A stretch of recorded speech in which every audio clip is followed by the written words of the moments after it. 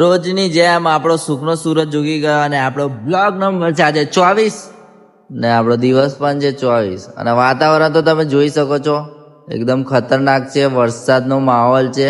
ઉનાળામાં પણ વરસાદની સિઝનમાં એવું લાગે છે. અને આપણે હાલ હમણાં સોમા તલાવ પહોંચી ગયા હતા આપણું વાહન લઈને.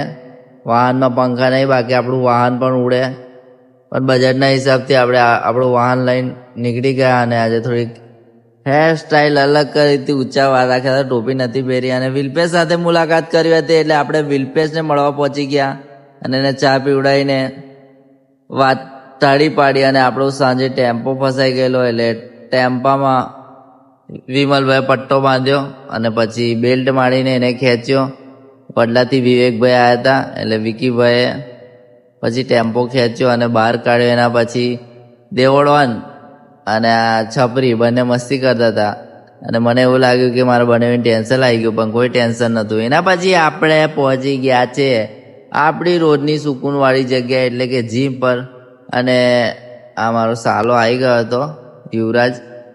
પછી આપણે આજે શોલ્ડર મારવાના હતા એટલે શોલ્ડર મારવાનું ચાલુ કર્યું. 40 LBS ઉચકી લીધા આપણે અને શોલ્ડર મારવાનું ચાલુ કર્યું. બહુ પેઇન થતું હતું, શોલ્ડર મારતો હતો, ખભો વધારે પડતો દુખતો હતો.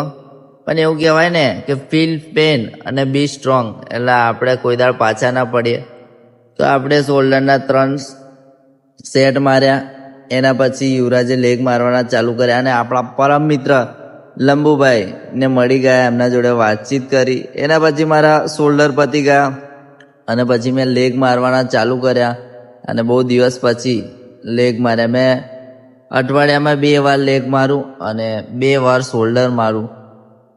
તો મિત્રો લેગ ચાલુ હતા અને પગમાં પણ થોડો દુખાવો ચાલુ જ હતો, કેમ કે લેગની એક્સરસાઇઝમાં બધાથી વધારે જોર લેગ પર પડે. અને વધારે ના કહેતા આપણા બ્લોગ આવા તમને જોવા મળતા રહેશે. તો મળીએ આપણે નેક્સ્ટ બ્લોગમાં.